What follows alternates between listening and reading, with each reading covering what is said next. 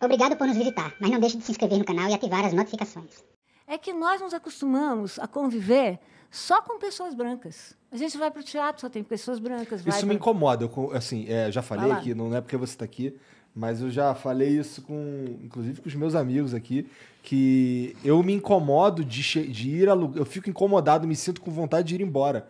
Quando eu chego em lugares em que a pessoa mais escura sou eu. Então. Sabe? E assim, eu olho em volta e não tem ninguém. Eu não quero frequentar esses lugares, eu não pertenço àquilo ali. Eu me sinto mal, sabe? É algo que... E eu não tô falando isso pra ficar bonitinho, não. Já falei isso várias vezes. Incomoda, sabe? Eu sinto falta da realidade. É isso mesmo. Porque assim, eu sei de onde eu vim. E da onde eu vim, era de outro jeito, sabe?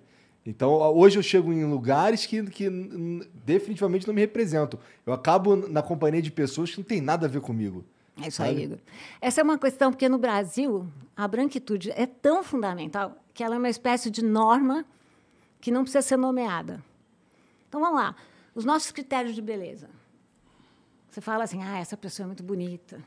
Por que ela é bonita, em geral? Porque ela é loira, de cabelo liso e de olho azul. Aí você vai falar, essa pessoa é étnica.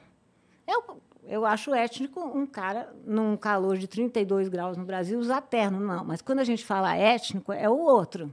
É uma pessoa africana, é uma pessoa indígena. Vamos lá, a gente está no museu, eu trabalho no MASP, no Museu de Arte de São Paulo também. A gente chama de arte, com A maiúsculo, o que é a nossa arte, que a gente gosta, os italianos, os franceses, e chama a arte dos outros de artesanato. Essas são coisas que a gente não se dá conta, mas isso é que eu chamo de branquitude. E a gente começa a não ver. Tem uma diferença muito grande entre dois verbos que parecem sinônimos, né? Ver e enxergar. Uhum. Eu sempre digo que ver é uma capacidade biológica que quase todos nós temos, não todos, infelizmente. É mais genérico do que enxergar. Agora, quando o Igor fala que entra num lugar e se sente mal, é porque ele está enxergando. Enxergando é uma opção. É uma opção de querer enxergar. E o que a gente faz muitas vezes, não só nós, todo mundo, a gente não quer enxergar. Então, a gente normaliza, porque isso dói, né? Porque essas perguntas são incômodas, né? E a gente resolve não enxergar. Então, nesse sentido que eu estou falando também da branquitude, que a branquitude se acostuma. Eu que estou na universidade. Mas esse argumento de que existe um racismo estrutural, eu concordo, porque literalmente existiu a escravidão, né? E o mundo é um mundo que tudo que acontece hoje, ele está acontecendo refletido do que aconteceu no passado. Se minha mãe não tivesse encontrado meu pai do jeito que encontrou, eu não estaria aqui, entendeu? Então, existe toda uma galera que foi represada de participar da economia, porque eram escravos, né? E essas pessoas, por gerações, continuaram assim. E mesmo que depois que elas foram libertas, não significa que elas... Não. É aquela coisa do corredor. Elas vão sempre estar... É todo um segmento da população que foi separado por cor, por causa de racismo, que está começando atrás na linha de chegada da corrida, exatamente, por causa de uma maldade humana, uma ignorância nossa. Uma se a gente parar para pensar, isso não é inteligente do ponto de vista social da coisa. Muito bem. Porque a gente desperdiça, isso é uma coisa que o Monark fala bastante também, a gente desperdiça potencial humano. Claro, né? Se a gente está falando de 56,4% da nossa população, o que a gente está fazendo? Nós estamos desperdiçando tecnologia, conhecimento, sabedoria. E vamos lá pensar, o Monark falou bem, o Brasil, agora todo dia muda esse número, porque aumenta. Mas tem um site que todo mundo pode entrar, que se chama Slave Voyagers, viajantes escravizados.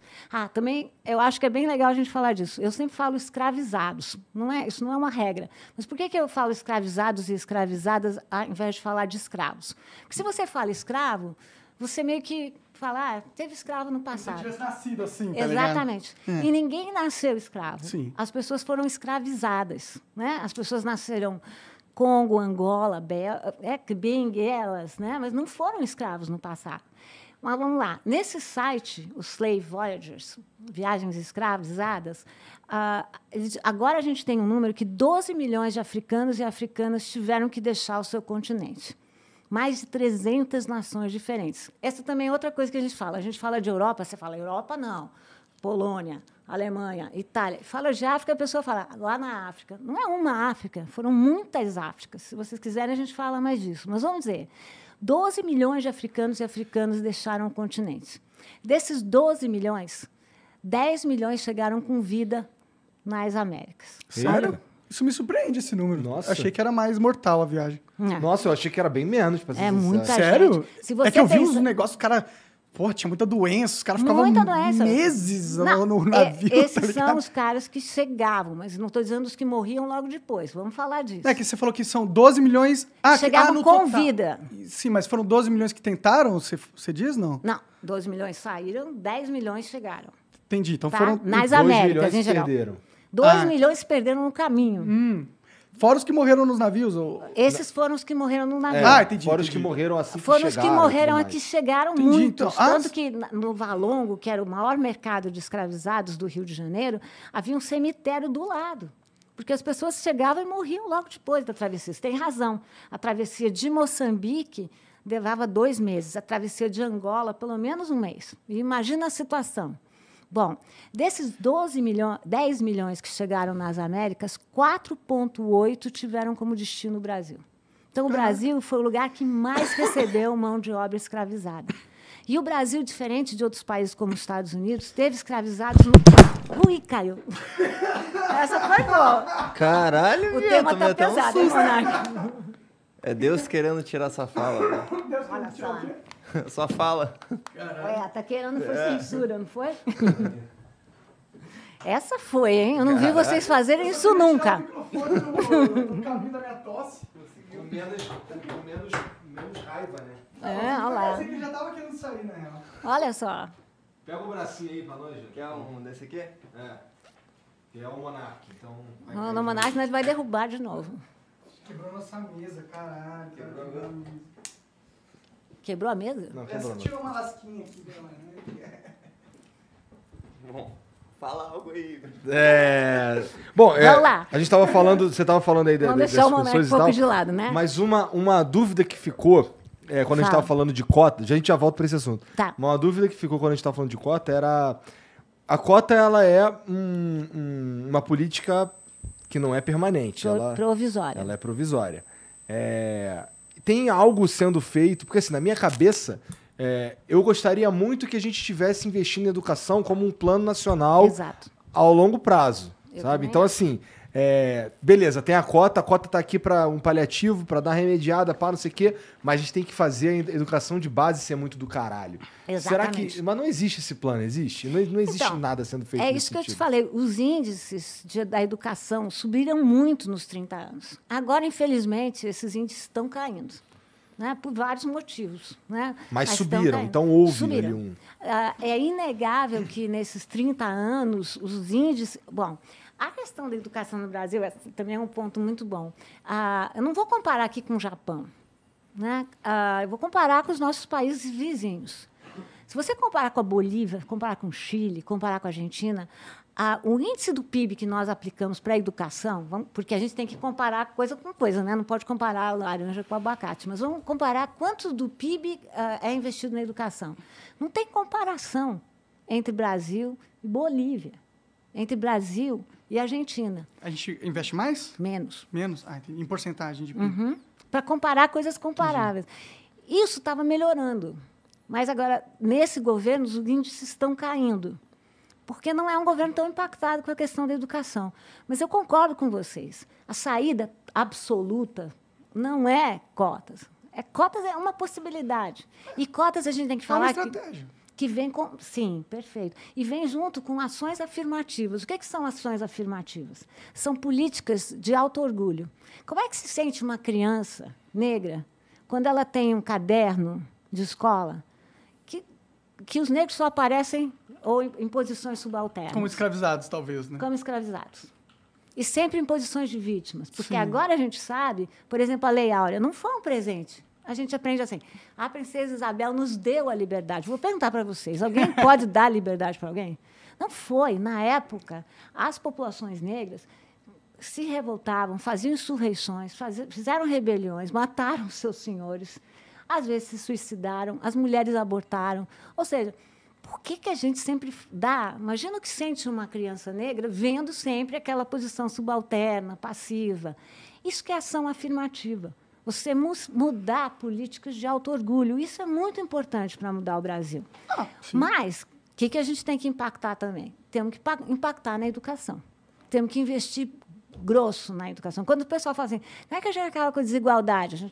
Eu sempre falo, olha, tem política de longo e de curto prazo. Longo prazo, e a mais segura, e aí eu concordo totalmente com vocês, é na educação.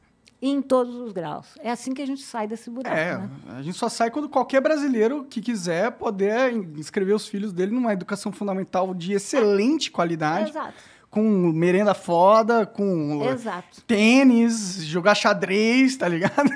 No que ele for bom, e aquilo que você falou é isso, mas ele tem que ter o direito que se ele não desejar ir para a universidade, ele não precisa ir. Mas ele tem que ter o direito de que, se desejar ir para a universidade, ele tem que poder ir. Daqui a pouco a gente volta naquele outro assunto que a gente estava, mas só mais uma coisa, só por ser cota, entendeu? Eu sou mais contra a cota racial do que cota em si. Porque a cota, ela poderia muito bem ser econômica e, ao mesmo tempo, ela teria uma abrangência racial, entendeu? Eu sempre achava isso. Concordo com você. Mudei. E vou te explicar por quê. Porque antes eu falava assim, se a gente colocar a cota social, já vai pegar os negros. Vai pegar os negros. Mas o que a gente percebe com as pesquisas, de novo eu vou te falar, prefiro dar uma informação. Por exemplo, dados do judiciário. Se entrarem 2 pessoas para serem julgadas pelo mesmo crime, se a pessoa for negra, vamos dizer que as pessoas são 2 casos idênticos. Se a pessoa for negra, ela tem 7 vezes mais chance de ser penalizada do que uma pessoa branca. Vamos para os dados... Isso por vários fatores ou só só pela pessoa ser... Eu quero dizer, tipo... A estatística não dá essa insight interno do porquê exatamente, mas o racismo estrutural é com certeza o grande culpado. Exatamente. O racismo estrutural, o que é o racismo estrutural? É porque ele faz parte da nossa estrutura. Ele está na educação, está na saúde, está no corpo, está na lei, está na oferta de empregos, está na moradia e está nos índices de natalidade e mortalidade também. Se você pegar nas escolas, né, eu fiz um estudo sobre a evasão escolar. Os alunos negros são os que mais têm evasão. E eles narram, vamos comparar uma pesquisa quantitativa, porque o Monark tem razão, na estatística não dá qualidade, não dá agente, não dá experiência. Quais são os relatos dos estudantes negros? Muitas vezes chegam na sala e a professora já fala, você fica lá no fundo, porque você não vai passar. Ou seja, já tem uma caricatura que já discrimina a pessoa. Então, é nesse sentido que a gente fala que raça é um plus a mais. Não dá certo na tradução, né? Plus a mais quer dizer, é um mais a mais. Então, você vai ver que em todos os índices que você for pegar, pobreza. O índice de pobreza é pior entre as populações negras. Saúde, o índice é pior. Exatamente por ser pior na população negra que o argumento que a cota social por pobreza atingiria, em sua maioria, a população. Mas se você cruzar a questão social com questão educacional, com tudo, aí a questão racial é mais importante. Por isso que porque senão, o que vai acontecer? Você vai encerar do lado e não vai atingir a população que você quer atingir. Eu entendo. É que, tipo, por exemplo, talvez cause um pouco um sentimento de infelicidade numa pessoa que foi prejudicada por causa das cotas, e quando ela está atrelada à raça, esse sentimento de infelicidade pode ser facilmente atrelado à raça também por causa disso, entendeu? É meio que... Mas a gente tem cruzado raça com questão social. Como é que a gente faz? Pega uma pessoa que estudou 3 anos numa escola pública, pelo menos 3. Cruza com questão de classe e junta com questão de raça. Então, não é que você está pegando só raça, mas a gente já percebeu que a questão racial ela é um fator a mais. Ou seja, essas pessoas são sempre mais discriminadas. Então, a gente está cruzando isso tudo, pelo menos na Universidade de São Paulo. Mas a experiência de 10 anos, lá não são 10 anos, mas a experiência coletiva do país, né? Porque na USP não temos ainda 10 anos de cotas, mostra o quanto o mais acertado é focar na questão racial. Tá. Para mim aqui, tipo, como é uma parada que tem tempo, eu acho que ok, entendeu? Porque... Essa que é a questão. E por isso que você tem que avaliar agora, que foi o começo da pergunta do Igor. Você tem que avaliar sistematicamente, porque você tem que aprimorar. ver o que está dando certo e o que não está dando certo. A gente começou só com cota social e viu que não estava dando certo. Entendi. Então, a questão racial foi aprimorada. Entendi. Vocês viram que não estava dando certo porque estavam entrando pessoas brancas, pobres, e não pessoas negras, não pobres. Entravam. Entendi. Não entravam, de jeito nenhum. Faz sentido, entendi. Já é um aprimoramento. Faz sentido. Eu acho que, então, na minha visão, é só importante que seja temporário, entendeu? Porque... Provisórias. Exato. Porque ao longo prazo, as cotas elas podem ter um efeito perverso também. Não, a ideia não é perpetuar essa situação. Por isso que eu falei, é preciso desigualar para depois igualar. Por isso que são provisórias. E as pessoas negras que acharem que não querem entrar por cota, muita gente faz essa opção, que não entrem. Né? Eu acho que pode ser que alguém se sinta assim e fale assim, porra, eu não preciso de cota, eu sou plenamente capaz de não tem nenhuma obrigatoriedade. Competir de igual para igual ali com todo mundo. Né? Mas não é verdade para todo mundo isso aí. Não é verdade, não é verdade para a maioria da população brasileira. Sim. Sim. Eu entendo. No final das contas, eu acho que se tiver cota ou não é uma coisa que vai fazer uma diferença. E as pessoas têm que parar de achar assim, eu fui prejudicada. Não foi. A pessoa se auto-prejudicou. Porque se ela não entrou, é porque ela não fez os pontos que deveria fazer. E vamos lá comparar. Se você tem, que era aquilo que a gente falava antes, que acho que eu não completei bem a ideia, por minha culpa. Se você é uma pessoa que estudou numa escola privada, tem uma família estruturada, fez curso de inglês, fez curso do que quiser, e você fez os mesmos pontos que uma pessoa que trabalha o dia inteiro, vai para a escola. Quem que eu quero que entre? Quem que é o cara que vai ser mais apto nos seus termos? O cara que veio de uma escola... Que se esforça mais, provavelmente. Que se esforçou e fez o mesmo ponto. Então, ninguém está sendo prejudicado. É a pessoa que se prejudicou. Concorda? Assim, a minha crítica com a cota é só que, não é o que vai mudar o mundo de verdade, na minha opinião. Até porque a gente está caminhando para um mundo cada vez menos dependente da faculdade, entendeu? E eu acho que é natural... não sei, viu? Olha lá. Vê quem está nas posições de mando, né, nos grandes conglomerados. O que é legal que você está dizendo é que ainda bem que a gente tem outras opções na vida. Mas, se você pensar no pleno emprego... É que, por exemplo, hoje tem muita galera ganhando dinheiro com programação, entendeu? Claro que você pode fazer uma faculdade de programação, mas a maioria das pessoas, os que ficam bom mesmo, elas aprendem na raça, tá ligado? E hoje em dia você aprendeu... Ainda bem que então, tem. Aprender uma profissão, hoje em dia, está cada vez menos dependente da faculdade. Esse é o meu argumento, entendeu? É que eu acho que a gente pensar... Vamos, de novo, sempre pensar proporcionalmente. Proporcionalmente, né, se você pensar quais são as pessoas que estão nas lideranças, né, e vamos pensar em Brasília também, vamos pensar nesse mundo que é real também, né? São pessoas que fizeram a universidade. Então, se a gente não quer no Congresso, né? A gente não está falando do Congresso. Não, Congresso não. Não, Congresso não mesmo. Nem Senado. Por isso que eu tenho um pouco de cagaço de confiar esses caras, se é que são eles que fazem esse tipo de sei lá... Engenharia? Não, esse tipo de estudo, se X política está funcionando mesmo. No caso, por exemplo, quem é que vai de fato... estudar se as cotas funcionam de verdade. Será que a gente tem qualidade para discutir falou tudo, isso? Igor. Eu morro de medo. Por isso que eu acredito muito na sociedade civil brasileira e por isso que eu acho legal esse espaço que vocês estão abrindo para mim aqui.